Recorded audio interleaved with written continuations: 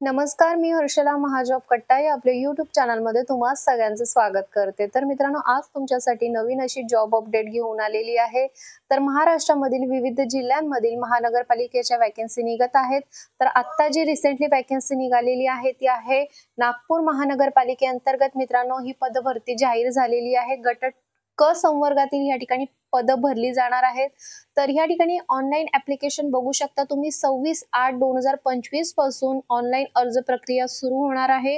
9/9/2025 ही form भरण्याची अंतिम दिनांक असणार आहे। त्यापूर्वी तुम्हाला ऑनलाइन पद्धतीने अर्ज करावा लागणार आहे। तर या ठिकाणी कोणकोणती पद निघालेली आहेत, तर ज्यामध्ये पहिलं पद आहे कनिष्ठ लिपिक, सर्वात महत्त्वाचं पद आहे हे। S6 चा पे स्केल या ठिकाणी दिला जातोय। 19,900 ते 63,200 याप्रमाणे या ठिकाणी वेतन श्रेणी असणार आहे। 60 पद आहेत मित्रांनो। त्यानंतर आहे विधी सहाय्यक, यासाठी 6 पद आहेत। कर संग्राहक यासाठी 74 पद आहेत।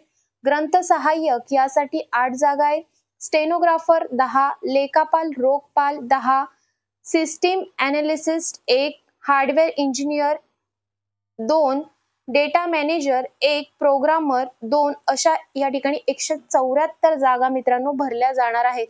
शैक्षणिक पात्रता पदानुसार ही वेगवेगळी दिलेली आहे। तर ज्यामध्ये पहिलं पद आहे कनिष्ठ लिपिक, यासाठी कोणत्याही शाखेची जर तुमच्याकडे पदवी असेल तर तुम्ही अप्लाय करू शकणार आहे। त्यासोबतच मराठी टंकलेखनाचे 30 शब्द प्रति मिनिट व इंग्रजी टंकलेखनाचे 40 शब्द प्रति मिनिटाचे या ठिकाणी तुमच्याकडे प्रमाणपत्र असणे आवश्यक असणार आहे। त्याचबरोबर विधी सहाय्यक या पदासाठी मान्यताप्राप्त विद्यापीठाची विधी शाखेतील पदवी असणं गरजेचं असणार आहे। त्यासोबतच शासकीय, निमशासकीय, स्थानिक स्वराज्य संस्थेकडील न्यायालयीन कामाशी संबंधित पदावरील किमान 5 वर्षाची नियमित सेवा किंवा सत्र न्यायालयातील 5 वर्ष वकिलीचा अनुभव असणे आवश्यक असणार आहे। तर या ठिकाणी 5 वर्षाचा अनुभव देखील सांगितलेला आहे। कर संग्राहक या पदासाठी कोणत्याही शाखेचा पदवीधर या ठिकाणी अर्ज करू शकतो।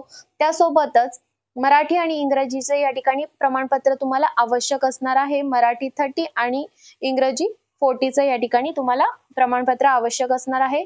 ग्रंथालय सहाय्यक यासाठी SSC उत्तीर्ण असणं आवश्यक असणार आहे। सोबतच ग्रंथालयाचा सर्टिफिकेट कोर्स या ठिकाणी तुमचा झालेला असणं आवश्यक असणार आहे।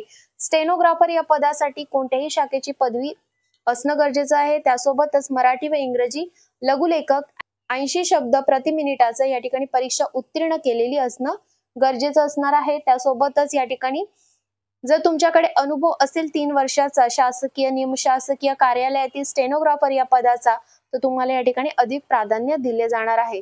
लेखापाल रोखपाल या पदासाठी वाणिज्य शाखेची पदवी असणं गरजेचं असणार आहे। त्यासोबतच 5 वर्षाचा या ठिकाणी अनुभव त्यांनी सांगितलेला आहे। सिस्टीम एनालिसिस्ट या पदासाठी मान्यताप्राप्त विद्यापीठाची संगणक अभियांत्रिकी AICTE द्वारा मान्यताप्राप्त पदवी BE कम्प्युटर अर्हता आणि system analysis programming software development मधील 3 वर्षाचा या ठिकाणी अनुभव त्यांनी सांगितलेला आहे। हार्डवेअर इंजिनियर यासाठी BE कम्प्युटर झाले असणं गरजेचं आहे। सोबतच संगणक देखभाल व दुरुस्तीचा 3 वर्षाचा अनुभव सांगितलेला आहे। प्रोग्रामर या पदासाठी डिप्लोमा झालेला गरजेचं असणार आहे। System analysis programming software development मधील 1 वर्षाचा अनुभव सांगितलेला आहे। वयोमर्यादा किती असणार आहे, तर 18 ते 38 वर्ष अराखीव प्रवर्गासाठी, मागासवर्गीय उमेदवार असाल तर 43 वर्ष या ठिकाणी वयाची मर्यादा दिलेली आहे। पद्धती कशा पद्धतीने असणार आहे, तर सर्व पदांसाठी संगणक प्रणालीद्वारे ऑनलाईन परीक्षा वस्तुनिष्ठ बहुपर्यायी स्वरूपात घेण्यात येईल। परीक्षा राज्यातील निश्चित केलेल्या केंद्रावरती घेण्यात येईल। तर महाराष्ट्रात तुम्ही कुठेही राहत असाल तर एक्झाम तुम्ही देऊ शकणार आहात। गट क पदांकरता 100 प्रश्न असलेली 200 गुणांची ऑनलाईन परीक्षा घेण्यात येईल। म्हणजेच एका प्रश्नासाठी 2 गुण तुम्हाला या ठिकाणी देण्यात येणार आहे। 2 तासाचा या ठिकाणी हा पेपर असणार आहे।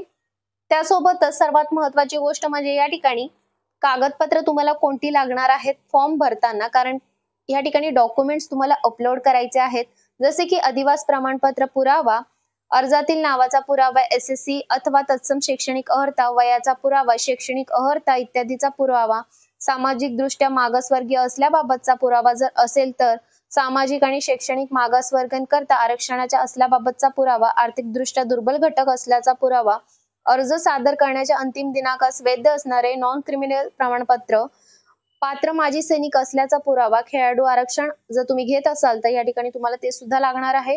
अनाथ आरक्षणाचा या ठिकाणी पुरावा, प्रकल्पग्रस्त, भूकंपग्रस्त, अंशकालीन, नावात बदल झाला असेल तर त्याचा पुरावा, मराठी भाषेचे ज्ञान असल्याचा पुरावा, जसं की तुम्हाला या ठिकाणी 10वीचे प्रमाणपत्र या ठिकाणी अपलोड करावे लागणार आहे.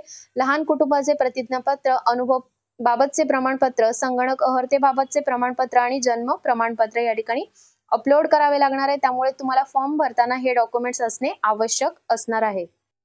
परीक्षा शुल्क किती आकारलेला आहे तर अराखीव प्रवर्गासाठी 1000 रुपये, मागासवर्गीय, आर्थिक दुर्बल घटक, अनाथ या उमेदवारांसाठी 900 रुपये या ठिकाणी फीज आकारलेली आहे. माजी सैनिक जर उमेदवार असाल तर या ठिकाणी कोणतीही फीज आकारलेली नाहीये, निशुल्क तुम्ही या ठिकाणी अर्ज भरू शकता. तर तुम्हाला या ठिकाणी अर्ज करायचा असेल तर डिस्क्रिप्शन बॉक्समध्ये मी लिंक दिलेली आहे. पहिल्यांदा PDF पूर्ण वाचून घ्या. तुम्ही जर त्या क्रायटेरियामध्ये बसत असाल तर त्या पदासाठी अप्लाय करा. तुम्हाला जर व्हिडिओ आवडले असल्यास व्हिडिओला लाईक करा, कमेंट करा आणि जास्तीत जास्त लोकांपर्यंत ही व्हिडिओ शेअर करा. तर चला मग भेटूया अशाच नवीन जॉब अपडेट व्हिडिओसह. धन्यवाद.